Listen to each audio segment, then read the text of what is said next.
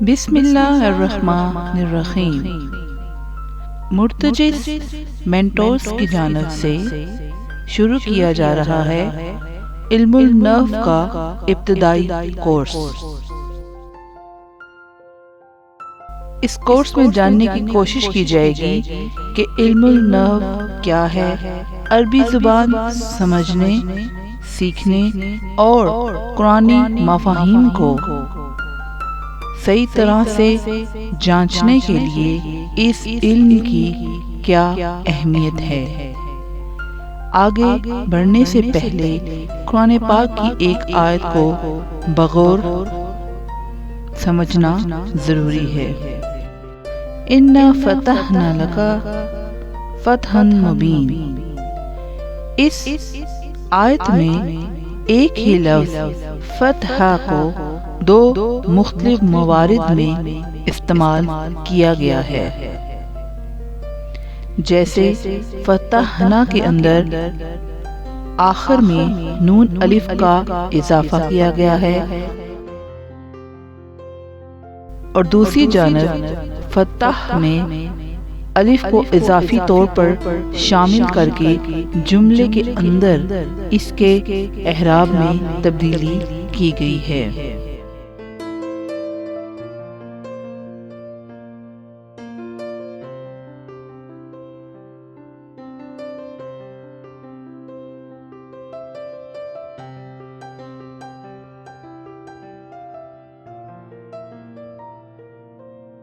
ایک ہی لفظ سے دوسرا لفظ بنانا الفاظ سازی کہلاتا ہے، اور یہ علم الصرف کی بحث ہے، جبکہ علم النحو میں ایک ہی حرف کو کچھ حروف زائد کے ساتھ مگر اعراب کی تبدیلی جو کہ اسی حرف کے آخر میں آتی ہے اور جملے کے اندر اپنے وجود کو مستحکم کرتی ہے، یہ ساری بحث علم النحو کی بحث ہے۔ اس لیے یہ کہا جا سکتا ہے کہ عربی زبان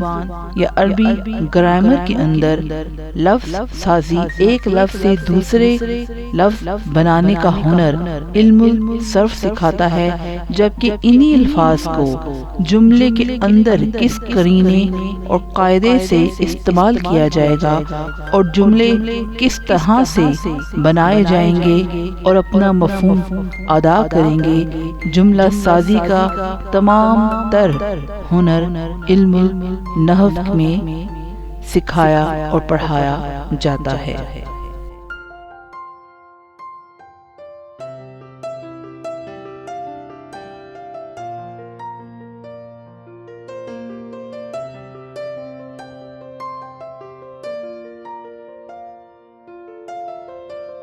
چونکہ علم النحو جملہ سازی سے وابستہ ہے، اس لیے علم النحو ہمیشہ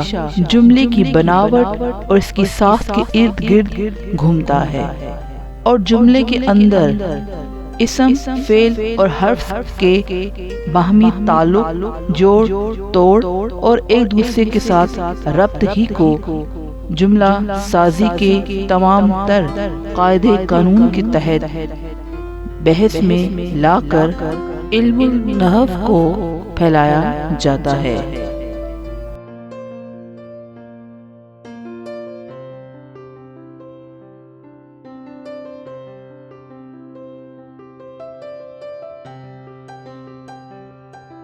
اس تمام تر تعارف کے بعد علم النحو کی تعریف یہ کی جا سکتی ہے کہ عربی زبان میں علم النحو وہ علم ہے جس میں اسم، فعل، حرف کو جوڑ کر جملہ بنانے کی ترکیب سمجھائی اور بتائی جاتی ہے، اور اس کے ساتھ ساتھ اسم، فعل، حروف یہ تمام تر اسماء، افعال اور حروف کے آخری حرف کے اندر کیا تبدیلی آتی ہے اور یہ تبدیلی کس قاعدے اور قانون کے تحت آتی ہے، یہ تمام تر بحث علم النحو میں کی جاتی ہے۔ اس علم کی کتنی اہمیت ہے اس کا اندازہ اس بات سے لگایا جا سکتا ہے کہ یہی وہ علم ہے جو انسان کو عربی زبان بولنے اور لکھنے میں ہر قسم کی غلطی سے محفوظ رکھ سکتا ہے۔ جیسا کہ چند حروف اور چند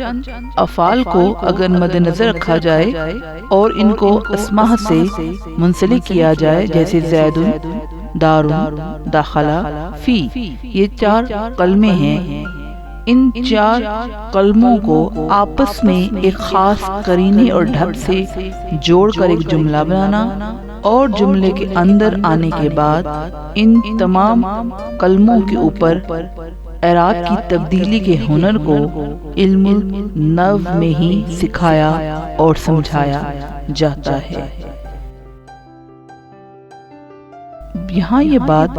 بہت غور طلب ہے کہ علم النحو کی ساری بحث کلمہ اور کلام پہ ہے۔ کلمہ وہ حرف ہوتا ہے جو اپنا کوئی نہ کوئی مفہوم یا معنی رکھتا ہو، اور کلمے میں اسم، فعل اور حروف کی بحث بہت شد و مد سے کی جاتی ہے۔ آنے والے اسباق میں عربی عبارت کے اندر استعمال ہونے والے مختلف اسماء، افعال اور حروف کا بامی ربط اور ان کا تعلق اور ان کی مختلف اقسام زیر بحث لائی جائیں گی۔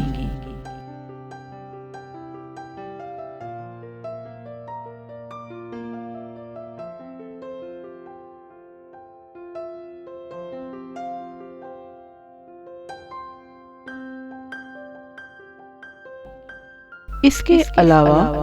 آسان فہم زبان میں علم النحو کو وہ علم کہا جاتا ہے جس میں قواعد سکھائے جاتے ہیں۔ قواعد یا قاعدات اس ڈھب سے سکھایا جاتا ہے کہ جو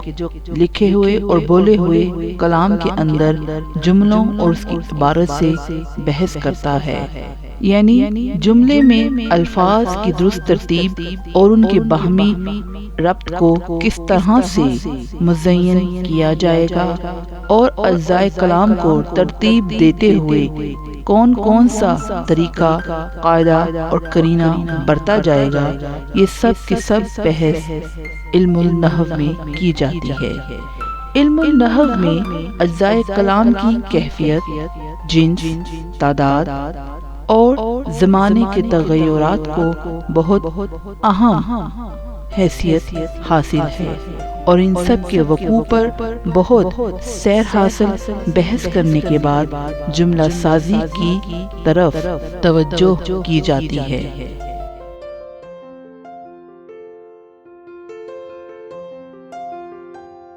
لہذا علم النحو قواعد کا وہ علم ہے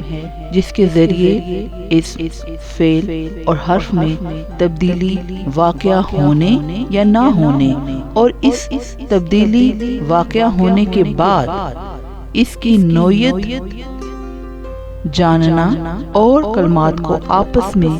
ایک دوسرے سے ربط دے کر مکمل قابل فہم جملہ بنانا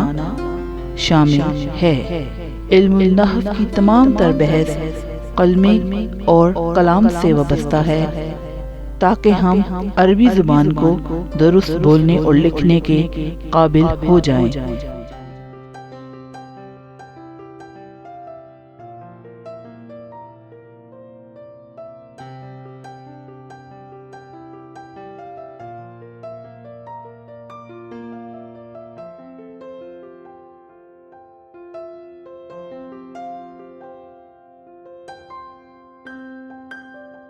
یہاں یہ بحث قابل غور ہے کہ علم النحو کا تقریباً یہی سلسلہ ہر بڑی زبان کے اندر برتا جاتا ہے، یعنی کسی بھی زبان کے اندر کلمے اور کلام کے ساتھ جملہ سازی کرنے کی بحث کو علم النحو ہی کا دائرہ اختیار سمجھا جاتا ہے۔ آنے والے دروس میں ہم جملہ سازی میں اسماء، افعال اور حروف کے آپس کے ربط اور ان کی مختلف اقسام کی طرف متوجہ ہوں گے۔